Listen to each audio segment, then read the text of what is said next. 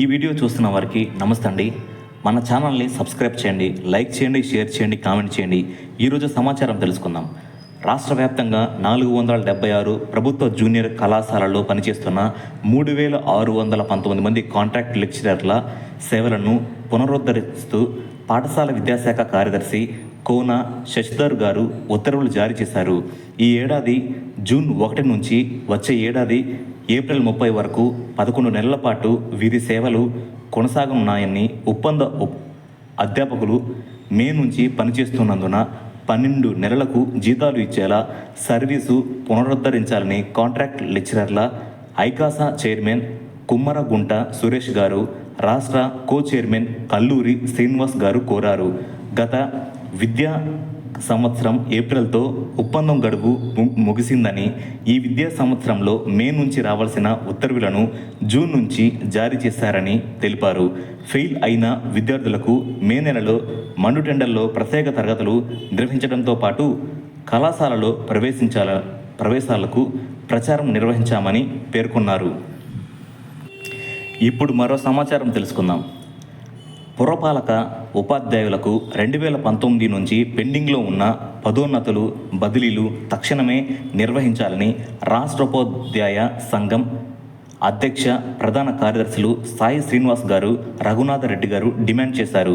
ప్రస్తుతం నిర్వహిస్తున్న పని సర్దుబాటులో పురపాలక ఉపాధ్యాయులకు ఆ బడుల్లోనే సర్దుబాటు చేయాలని అన్నారు.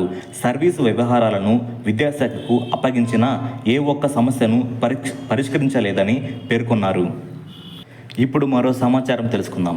సైబర్ నేరాల నియంత్రణకు రాష్ట్ర స్థాయిలో సమన్వయ బృందం ఏర్పాటుకు చర్యలు తీసుకుంటున్నామని హోంమంత్రి వంగలపూడి అనిత గారు పేర్కొన్నారు. విజయవాడలో 200 మంది పోలీసు సిబ్బందితో సైబర్ కమాండోలు, 2000 మంది విద్యార్థులు ఆన్లైన్ నేరాలపై అవగాహన ఉన్న వారితో సైబర్ సోల్జర్స్ బృందాన్ని ఏర్పాటు చేశారు. వీరి ఆధ్వర్యంలో ప్రజలకు సైబర్ మోసాలపై అవగాహన కల్పించే కార్యక్రమానికి శ్రీకారం చుట్టారు. దీన్ని హోంమంత్రి శనివారం ప్రారంభించారు. సైబర్ సోల్జర్ యాప్ను ఆవిష్కరించిన అనంతరం వాకాథాన్లో పాల్గొన్నారు. ఈ సందర్భంగా మంత్రి గారు మాట్లాడుతూ, సైబర్ నేరాలు పెరుగుతున్నాయి. సామాజిక మాధ్యమాలు, యాప్లో మనం నమోదు చేస్తున్న వ్యక్తిగత సమాచారమే ఈ మోసాలకు కారణమవుతోందని అన్నారు. లోన్ యాప్లు, హనీ ట్రాప్, డిజిటల్ అరెస్ట్ తదితర సైబర్ మోసాల బారిన పడి పలువురు ప్రాణాల మీదకి తెచ్చుకుంటున్నారు అన్నారు. సైబర్ నేరాల నియంత్రణకు రాష్ట్ర స్థాయిలో సైబర్ సమన్వయ బృందం ఏర్పాటు చేయాలని విజయవాడ సిపి రాజశేఖర్ బాబు గారు కోరారు. దీనిపై సానుకూలంగా నిర్ణయం తీసుకుంటాం. 4 నెలల్లో దేశవ్యాప్తంగా 1730 కోట్ల రూపాయలను సైబర్ నేరస్తులు దోచుకున్నారు. నాకు 50 లక్షల రూపాయలు రుణం మంజూరైందని ఇటీవల మొబైల్కు సందేశం వచ్చింది. ఇటువంటి వాటిపై ప్రజలు అప్రమత్తంగా ఉండాలి. సైబర్ మోసాలపై ప్రతి ఒక్కరూ కనీసం 10 మందికైనా అవగాహన కల్పించాలి. ప్రతి జిల్లాలో సైబర్ స్టేషన్లు ఏర్పాటు చేయాల్సిన అవసరం ఉంది అని వెల్లడించారు. ఇప్పుడు మరో సమాచారం తెలుసుకుందాం.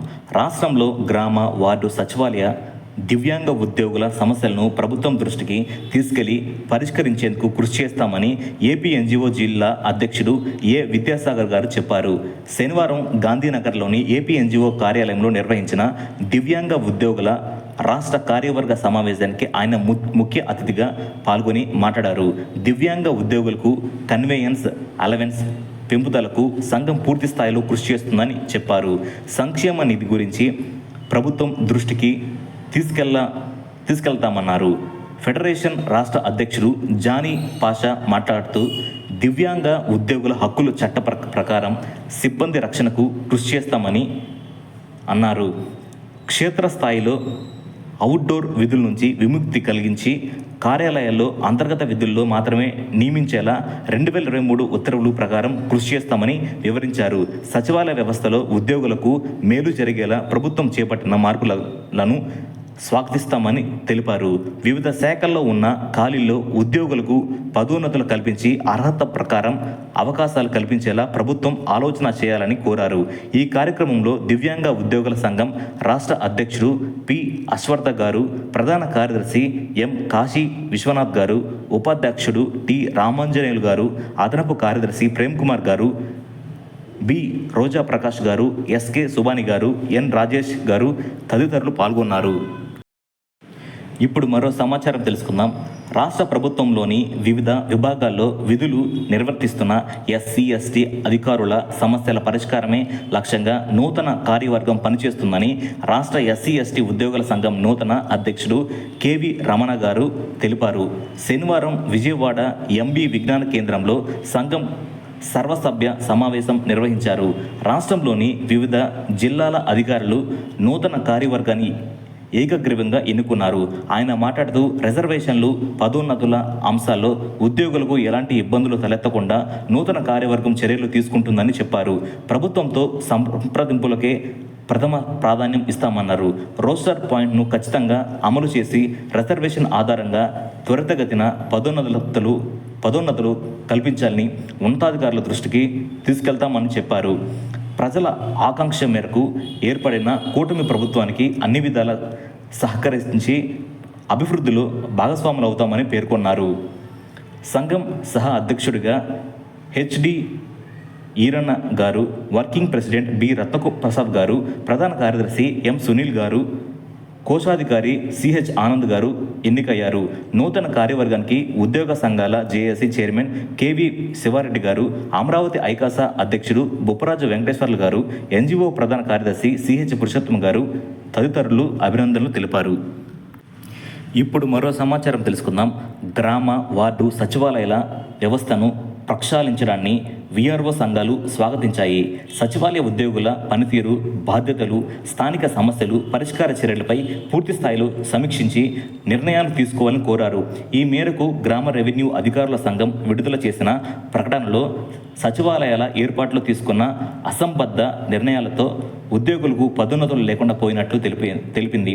ఏపీ డైరెక్ట్ రిక్రూట్మెంట్ వీఆర్ఓల సంఘం విడుదల చేసిన ప్రకటనలో అన్ని అర్హతలు కలిగిన గ్రేడ్ 1 వీఆర్ఓలు 7,500 మంది ఉన్నారని పేర్కొంది. వీరిని క్లస్టర్ అధికారిగా, సీనియర్ లేదా మండల రెవెన్యూ ఇన్స్పెక్టర్లుగా నియమించాలని సూచించింది. ఇప్పుడు మరో సమాచారం తెలుసుకుందాం. సమగ్ర శిక్షలో ఏళ్ల తరబడి పనిచేస్తున్న కాంట్రాక్ట్ కార్మికులను రెగ్యులర్ చేయాలని సమగ్ర శిక్ష పార్ట్ టైం ఉద్యోగుల సంఘం అధ్యక్షుడు సిహెచ్ దేవేంద్ర గారు డిమాండ్ చేశారు. శనివారం యూటీఎఫ్ కార్యాలయంలో జిల్లా అధ్యక్షులు జి వనజ అధ్యక్షతన జరిగిన సమావేశంలో దేవేంద్రరావు మాట్లాడారు. కాంట్రాక్ట్ విధానంలో పనిచేస్తున్న క్రాఫ్ట్, ఆర్ట్, పీటీఈ టీచర్లను 2009లో జీవో 84 ప్రకారం రెగ్యులర్ చేయాలన్నారు. రిటైర్మెంట్ వయసు 62, రిటైర్మెంట్ ఏజు 62కు పెంచాలన్నారు. గ్రాట్యుటీ చెల్లించాలని కోరారు. మన ఛానల్లో ఇన్ఫర్మేషన్ జెన్యూన్గా ఉంటుందండి. So please subscribe, like, share, comment. Thank you.